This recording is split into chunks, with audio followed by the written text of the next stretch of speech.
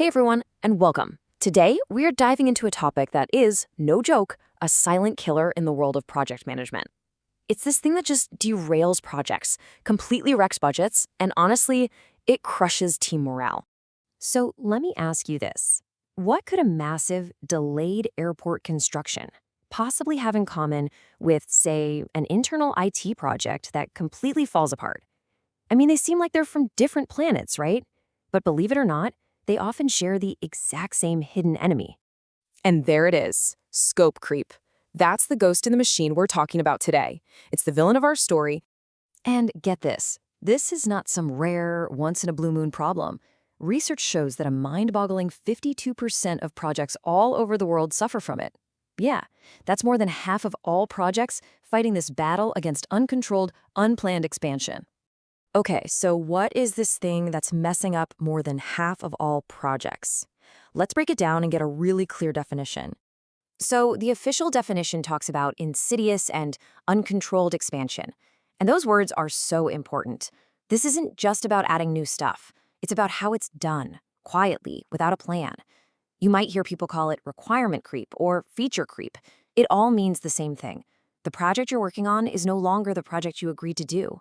You know, in project management, there's this core idea called the triple constraint. Just picture a triangle. One side is time, one is cost, and the third is scope. That's the work you're actually doing.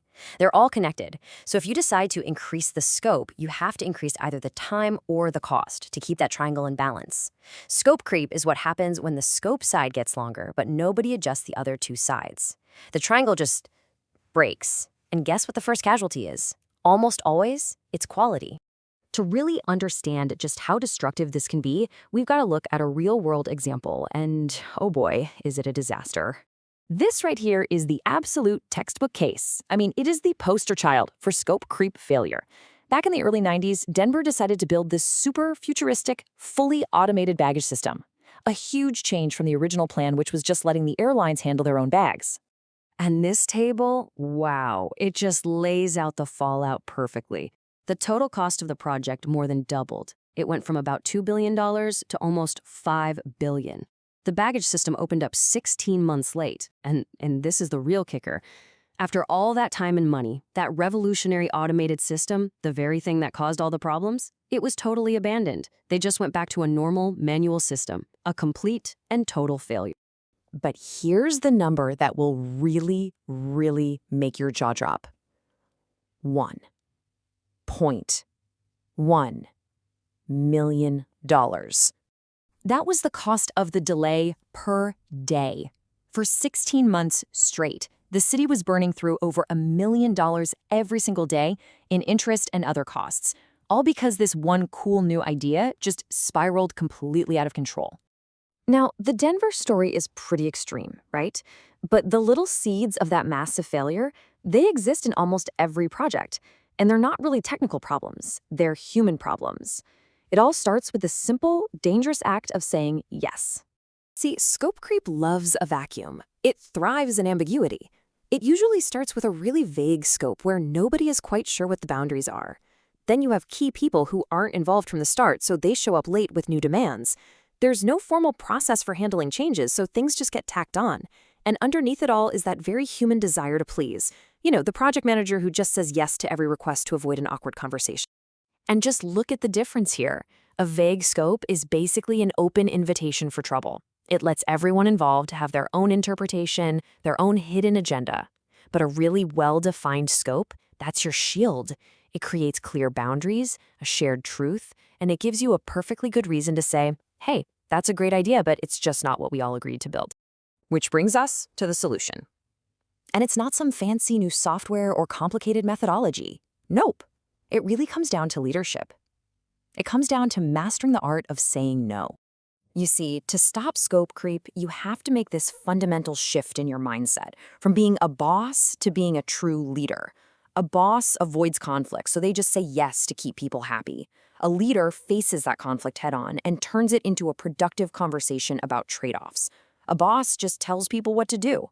A leader makes sure everyone understands why they're doing it, so the whole team feels ownership. It's about stop trying to be the hero who does everything and start being the guardian who protects the mission. So how do you say no without sounding like a jerk and creating friction? Well, you use this really simple three-step framework. First, you acknowledge the value in their idea. Say something like, you know what, I agree, that new feature would be fantastic. Second, you redirect them to the process. Let's get that logged as a formal change request so we can really evaluate what it would take. And third, you frame your decision as a way of protecting quality. My number one priority is delivering this core project on time and bug-free. Adding this now could really put that at risk. See? It's respectful, it's professional, but it's also firm. Okay, so leadership is the big picture strategy. Now let's get into the tactics. What are the practical, real-world tools you can use to defend your project? One of the absolute best tools in your arsenal is something called a burndown chart. And the genius of it is its simplicity. Its whole purpose is to take the invisible work of a project and make it totally visible to everyone. It literally tells the story of your project's health with a single line on a graph. The vertical axis is how much work is left, and the horizontal one is time. In a healthy project, that line just steadily burns down toward zero. It's a simple, predictable story of progress. But if you look at your chart and you see this, the line suddenly jumping up, or even just flattening out for a long time, that is your fire alarm.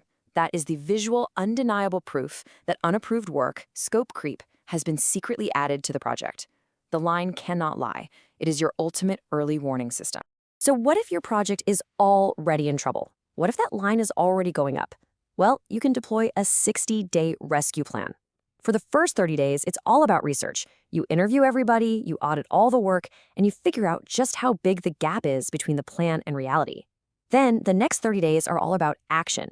You re-baseline the scope, lock down a strict change control process, and you make sure everyone can see the progress with tools like that burndown chart. So let's bring this all home. If there's one thing you take away from this, it's that scope creep is almost never a failure of your software or your tools, it's a failure of leadership and discipline. Learning to say no isn't about being negative. It's a strategic act you take to protect the quality of the work. You have to make the trade-offs of every decision totally visible with clear data. And remember, at the end of the day, a strong process that everyone respects is your absolute best defense. And that leaves us with one final thought to chew on. The next time you're on a project and someone asks for just one more little thing, you have to ask yourself, is saying yes right now actually building goodwill? Or is it the first small crack that could eventually bring the entire mission crashing down?